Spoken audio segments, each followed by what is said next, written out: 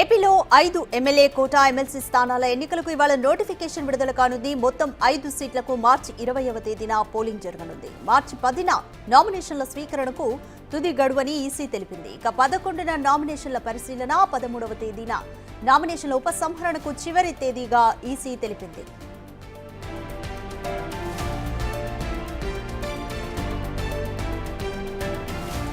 ఇక 5 MLA quota MLC స్థానాలకు కూటమి నేతల నుంచి గట్టి పోటీ ఉంది. ఇందులో జనసేన, బీజేపీకి ఒక్కో సీటు దక్కే అవకాశం ఉందని ప్రచారం జరుగుతుంది. మరోవైపు టీడీపీ నేతలు కూడా ఎమ్మెల్సీ స్థానాల కోసం గట్టిగానే ప్రయత్నిస్తున్నారు.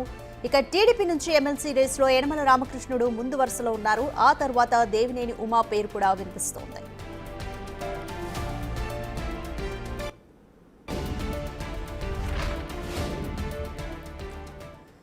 మోర్ డీటెయిల్స్ అందించడానికి మా ప్రతినిధి శివ అందుబాటులో ఉన్నారు. శివ, ఏపీలో 5 ఎమ్మెల్యే కోటా ఎమ్మెల్సీ స్థానాల ఎన్నికలకు ఈరోజు నోటిఫికేషన్ రిలీజ్ కానుంది. అయితే పార్టీల మధ్య పోటీ ఏ విధంగా ఉంది, అలాగే సీట్ల పంపిణీ కూడా ఏ విధంగా ఉండబోతుంది అనుకోవచ్చు?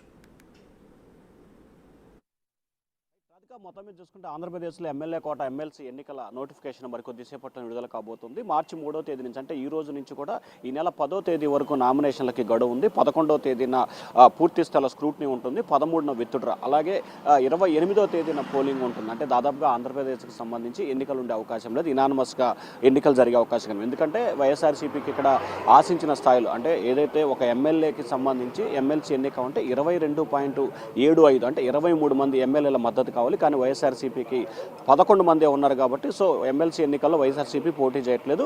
5కు 5 స్థానాలు కూటమి ప్రభుత్వమే కైవసం చేసుకునే అవకాశం కనిపిస్తోంది.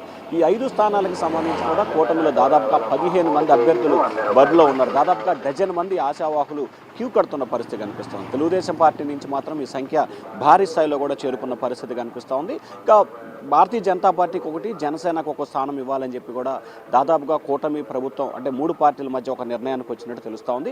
భారతీయ జనతా పార్టీకి సంబంధించి ఉత్తరాంధ్ర నుంచి ఎమ్మెల్సీ మాధవ్కి, అంటే మాజీ ఎమ్మెల్సీ మాధవ్కి ఇవ్వాలని చెప్పి కూడా ఆ పార్టీ దాదాపుగా ఒక నిర్ణయం తీసుకుంది. ఇక జనసేన కోటాకి సంబంధించి కూడా ఎమ్మెల్సీ సంబంధించి కూడా ఏదైతే ప్రస్తుతం నాగబాబు ఉన్నాడో నాగబాబుకి ఇవ్వాలని చెప్పి కూడా నిర్ణయం తీసుకున్నారు. ఇప్పటికే ఆయనకి ఎమ్మెల్సీ ఇచ్చి మంత్రిని చేయాలని చెప్పి కూడా కూటమి ప్రభుత్వం నిర్ణయం తీసుకుంది. ఇదే అంశాన్ని చంద్రబాబు టీడీపీ అధికారిక లెటర్ ప్యాడ్ నుంచి కూడా గతంలో విడుదల చేశారు. ఇక 3 స్థానాలు తెలుగుదేశం పార్టీకి వస్తున్న నేపథ్యంలో దీంట్లో ఎస్సీ, ఎస్టీ, బీసీ అగ్రవర్ణాలకు సంబంధించి కులాల ప్రాముఖ్యత వైడిగా ఇవ్వాలని చెప్పి చంద్రబాబు ఆలోచన చేస్తూ ఉన్నారు.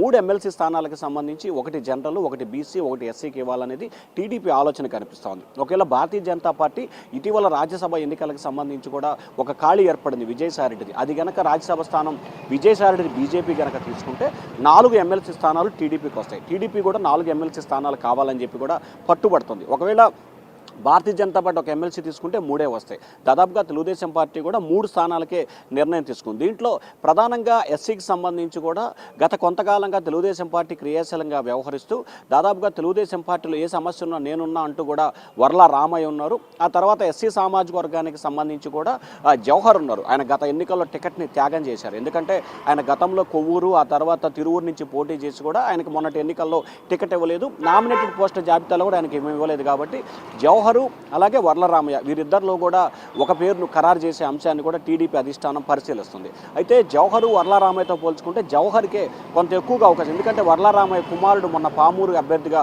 ఎన్నికల్లో పోటీ చేసి గెలుపొందారు.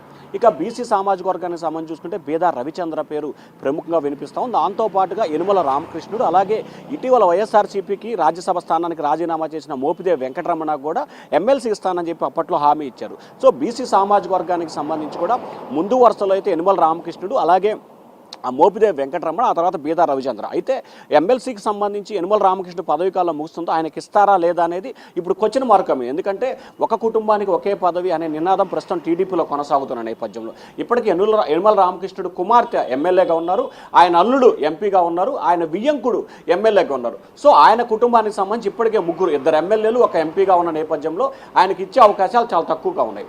ఇక బీసీ సామాజిక వర్గాన్ని చూసుకుంటే బీదా రవిచంద్ర, దాదాపుగా ఇతని పేరు ఎక్కువగా తెర మీదకి వస్తుంది. అతను కానీ లేకపోతే ఎమ్మెల్సీ రేసు సంబంధించి మోపిదేవి వెంకటరమణ వీళ్ళిద్దరిలో ఒకరికి ఇచ్చే అవకాశం కనిపిస్తోంది. ఇక ఓసీకి సంబంధించి కూడా చాలా పేర్లు తెర మీదకి వస్తున్నా కానీ అధిష్టానం మాత్రం 2 పేర్లనే పరిశీలన చేస్తుంది. ఒకటి వంగవీటి రాధా, 2 పిఠాపురం వర్మ.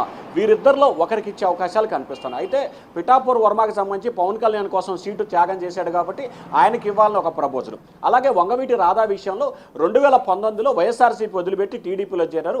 అప్పట్లోనే ఎమ్మెల్సీ చేస్తానని చెప్పి చంద్రబాబు హామీ ఇచ్చారు, మంత్రి పదవి కూడా ఇస్తానని చెప్పి చంద్రబాబు హామీ ఇచ్చారు. ఇటీవల రాజ్యసభ జాబితాలో ఆయన పేరు లేకపోతే అలిగారు. చంద్రబాబు పిలిచి కూడా ఆయన బుజ్జగించే ప్రయత్నం చేశారు. సో ఈ నేపథ్యంలో 3 ఎమ్మెల్సీ స్థానాలకు సంబంధించి దాదాపుగా డజన్ మంది అభ్యర్థులు పోటీలో ఉన్నారు. ఎవరు ఆ అదృష్టవంతులు అనేది ఇవాళ రేపట్లో తెలిసే అవకాశం కనిపిస్తూ ఉంది. రాధిక. Thank you Shiva.